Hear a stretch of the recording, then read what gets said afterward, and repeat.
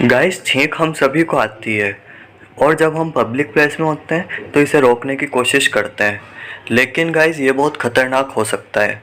मैं बताता हूँ कैसे। यदि आप छींक रोकने की कोशिश करते हैं तो इससे आपके सिर में और गर्दन से जाने वाली रक्त वाहिनियाँ टूट सकती है, जिससे आपको सांस लेने में तकलीफ़ भी हो सकती है और इससे आपकी मृत्यु भी हो सकती है।